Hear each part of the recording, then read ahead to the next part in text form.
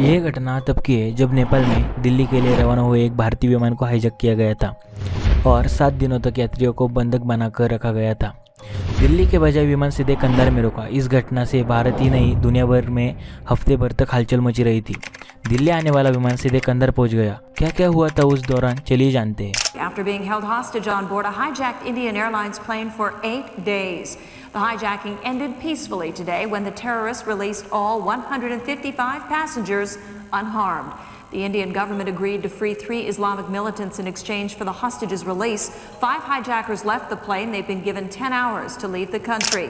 दिन था 24 दिसंबर 1999। Indian airlines के विमान IC-814 ने काठमांडू के त्रिभुवन इंटरनेशनल एयरपोर्ट से नई दिल्ली के लिए उड़ान भरी। इस विमान में 176 यात्री सहित क्रू के कुल 15 सदस्य थे। यात्री बनकर विमान में कुछ अपहरणकर्ता सवार हो चुके थे। विमान जैसे ही भारत वायु क्षेत्र में दाखिल हुआ, अपहरणकर्ताओं ने अपना रंग दिखाया और पूरे विमान को कब्जे में लिया। क्रू सदस्यों और यात्रियों पर बंदूकें तान दी, मारपीट की और विमान की दिशा दिल्ली से पाकिस्तान की ओर मोड़ दी। भारत में विमान हाईजैक की खबर मिल चुकी थी और सरकारी महकमे में अफरा तफरी थी। विमान में सवार यात्रियों के परिजनों और पूरा देश की सांसें अटकी थी। इस घटना की चर्चा दुनिया भर में थी क्योंकि फ्लाइट में भारतीयों के अलावा कुछ विदेशी यात्री भी सवार थे। हाईजैक विमान अमृतसर थोड़ी देर के लिए रुका और फिर लाहौर के लिए रवाना हो गया। पाकिस्तान की सरकार से अनुमति लिए बगैर ही विमान रात 8:07 पर लाहौर में लैंड हुआ। अगले दिन सुबह यह विमान लाहौर से दुबई रवाना हुआ और वहां से सीधे अफगानिस्तान के कंधार में लैंड हुआ। हाईजैक प्लेन जब दुबई पहुंचा था तब एक यात्री का अपहरणकर्ताओं से विवाद हुआ था और इस दौरान वो घायल हुआ था। खून से लथपथ उस यात्री को अपहरणकर्ताओं ने दुबई में ही उतार दिया था। बाद में उस यात्री की मौत हो गई। इसके अलावा रिफ्यूलिंग के बदले और 27 यात्रियों को छोड़ दिया गया था, जिसमें अधिकांश महिला और बच्चे थे। फिर एक डायबिटीज़ के मरीज शख्स को रिहा किया गया था।